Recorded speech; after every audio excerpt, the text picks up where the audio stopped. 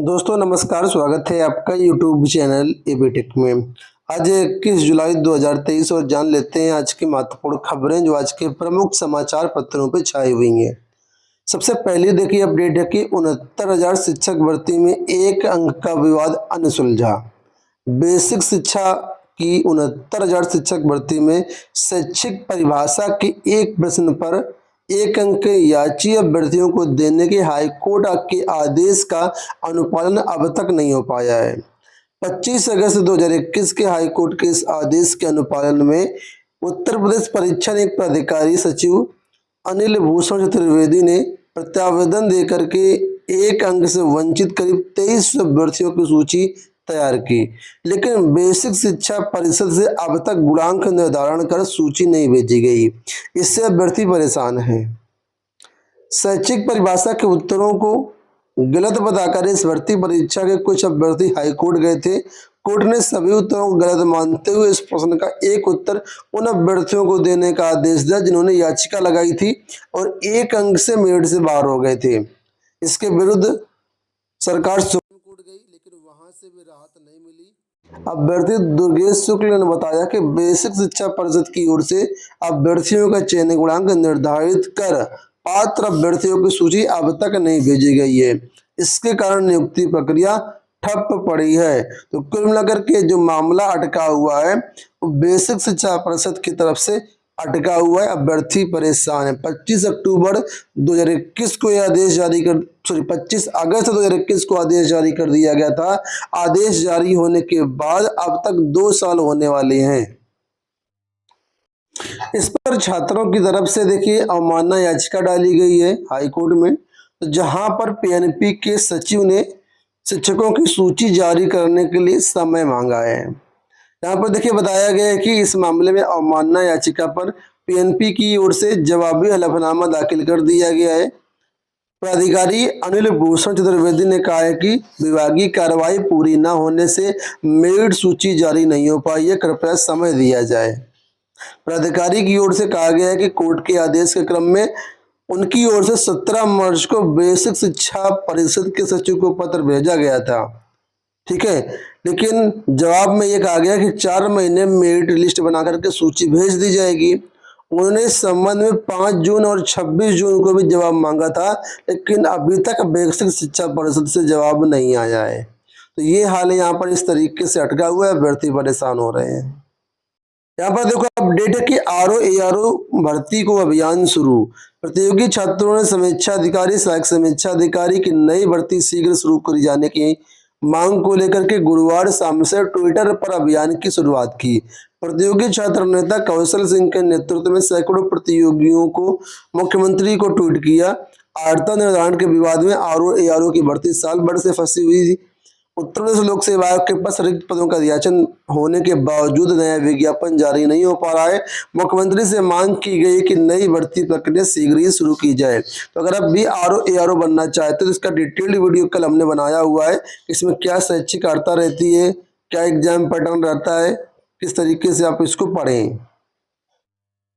देखिए यहाँ पर अपडेट है कि यूपीपीएससी की परीक्षाओं में होगी बायोमेट्रिक हाजिरी। लाइव सीसीटीवी सर्विलांस की व्यवस्था की जाएगी। मेटल डिटेक्टर से जांच के बाद अभ्यर्थियों को आयोग परिसर में मिलेगा प्रवेश। तो लोक सेवा आयोग अपनी परीक्षाओं को और अधिक पारदर्शी बनाने के लिए बायोमेट्रिक पहचान और बायोमेट्रिक हाजिरी की व्यवस्था लागू करने जा रहा है। साथ ही परीक्षा केंद्रों की सीसीटीवी के जरिए सीधे निगरानी के लिए कंट्रोल रूम स्थापित करने जा रहा है। इसके लिए आयोग ने अनुभवी एजेंसियों से 28 जुलाई तक आवेदन मांगे हैं। एजेंसियों को आयोग की वेबसाइट पर अपने अभिलेख अपलोड करने होंगे। अनुभव और काम के आधार पर आयोग किसी एक एजेंसी का चयन करेगा। आयोग की ओर से पीसीएस, ARO, अपर निजी सचिव, LT ग्रेड भर्ती और प्रवक्ता भर्ती सहित तमाम ऐसी भर्ती परीक्षाएं हैं जहां पर बायोमेट्रिक पहचान और बायोमेट्रिक हाजिरी की व्यवस्था लागू की जाएगी। इसके साथ बताया गया कि परीक्षा केंद्रों पर जब बायोमेट्रिक पहचान की जाएगी तो जो फोटो आवेदन पत्र में लगी है और जो अभ्यर्थी पेपर देने आया है उसमें दोनों का मिलान करवाया जाएगा। और मिलान करवाने में अगर कुछ गड़बड़ी पाई जाती है तो कार्रवाई होगी। इसमें बताया जा रहा है कि अगर कोई अभ्यर्थी की जगह कोई साल भर बैठा है तो बायोमेट्रिक पहचान के तहत वह तुरंत पकड़ में आ जाएगा। इसके साथ ही लाइव सीसीटीवी सर्विलांस के जरिए भी परीक्षा केंद्रों पर पैनी नजर रखी जाएगी। पीसीएस 2023 मेंस परीक्षाएं 26 सितंबर से प्रारंभ हो रही हैं। कल लोक सेवा आयोग की तरफ से इसके कार्यक्रम में थोड़ा सा बदलाव किया गया है। पहले परीक्षाएं 23 सितंबर से हो रही थी, लेकिन संघ लोक सेवा आयोग की सिविल सेवा मुख्य परीक्षा होने के कारण इसमें थोड़ा सा परिवर्तन किया गया, डेट को आगे बढ़ाया गया है। अब ये परीक्षाएं 26 सितंबर से प्रारंभ होंगी। यहाँ पर देखो अपडेट की 5 साल में 4,63,000 से अधिक उम्मीदवारों को मिली सरकारी नौकरियां। केंद्र सरकार ने संसद में बृहस्पतिवार को बताया कि पिछले 5 साल के दौरान 4,63,000 से अधिक उम्मीदवारों को सरकारी नौकरियों में भर्ती किया गया है। केंद्रीय कार्मिक राज्य मंत्री जितेंद्र सिंह ने राज्यसभा में एक लिखित उत्तर में कहा कि 1 अप्रैल 2018 से 31 मार्च 2023 तक यूपीएससी, एसएससी, आरआरबी द्वारा एससी, एसटी और ओबीसी सहित कुल 4,63,000 छात्रों को यहाँ पर नौकरियां दी गई हैं। नीट यूजी काउंसलिंग के लिए पंजीकरण शुरू। एमबीबीएस व बीडीएस पाठ्यक्रमों में आवेदन के लिए नीट यूजी काउंसलिंग का पंजीकरण शुरू हो गया है। नीट यूजी परीक्षा उत्तीर्ण करने वाले मेडिकल काउंसलिंग कमेटी यानी एमसीसी की वेबसाइट पर जाकर के आवेदन कर सकते हैं। 25 जुलाई आवेदन करने की लास्ट डेट रखी गई है। यहाँ पर देखिए एक पत्र आपके सामने है, 15 जुलाई 2022 की यहाँ पर डेट पड़ी हुई है और यहाँ पर देखिए बताया गया कि फिलिंग अप वैकेंसीज रिगार्डिंग, तो वैकेंसी को भरने के लिए पत्र है। मिलिट्री इंजीनियरिंग सर्विस, इसको मेस के नाम से जानते हैं, ठीक है। तो वहां पर ये भर्तियां हो रही हैं। भर्तियों में कौन कौन से पद है वो देखिए।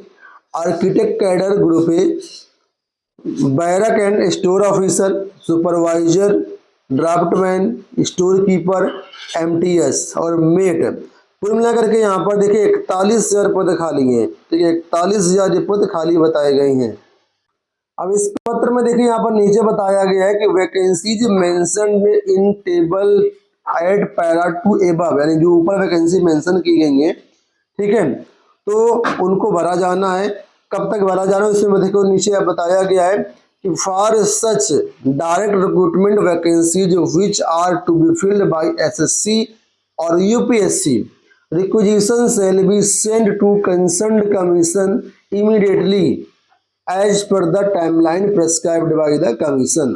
यानी ये जो वैकेंसीज है इनको फिल करने के लिए यहाँ पर जल्द से जल्द अधियाचन भेजने के लिए कहा गया है। और यहाँ पर देखिए बताया गया action to fill the vacancies shall be initiated within 1 week, एक हफ्ते में ये जो है अधियाचन भेजने के लिए कहा गया है, प्रोसेस शुरू करने के लिए कहा गया है। यहाँ पर अपडेट है यूपी बोर्ड की कंपार्टमेंट परीक्षा को लेकर के। इम्प्रूवमेंट कंपार्टमेंट परीक्षा कल होने वाली है 22 जुलाई को। जो भी अभ्यर्थी इस परीक्षा में सम्मिलित हुए, मतलब इसमें फॉर्म डाले थे, वो लोग अपना प्रवेश पत्र अपने विद्यालय से प्राप्त कर सकते हैं। पूरे उत्तर प्रदेश में कल 22 जुलाई की परीक्षा करवाई जाएगी, ठीक है, तो आप लोग इसमें शामिल हो सकते हैं। यहाँ पर देखिए वैकेंसी की अपडेट है। जिला बेसिक शिक्षा अधिकारी कार्यालय सहारनपुर से वैकेंसी आई हुई है। कस्तूरबा गांधी विद्यालय में भर्तियां हैं और 9 कस्तूरबा गांधी विद्यालय हैं जहां पर ये भर्तियां हो रही हैं। फिलहाल यहाँ पर देख लीजिए पद कौन कौन से हैं। पूर्णकालिक में गणित के पद हैं, विज्ञान के पद हैं, सामाजिक विषय के पद हैं, हिंदी के पद हैं, अंग्रेजी के पद हैं। इसके अलावा उर्दू शिक्षिका, computer teacher, physical education teacher, कला क्राफ्ट, लेखाकार और फुलकालिक में रसोइया के पद हैं, सहायक रसोइया के पद हैं, चपरासी महिला के पद हैं, चपरासी चौकीदार महिला के पद हैं। कुल मिलाकर के यहाँ पर अच्छे खासे पद हैं। तो अगर आप इसमें इच्छुक हैं तो आवेदन कर सकते हैं। आवेदन करने के लिए सहारनपुर की ऑफिशियल वेबसाइट पर जा सकते हैं, वहाँ से इस पर सारी डिटेल आपको मिल जाएगी। इस वीडियो में इतना ही, धन्यवाद।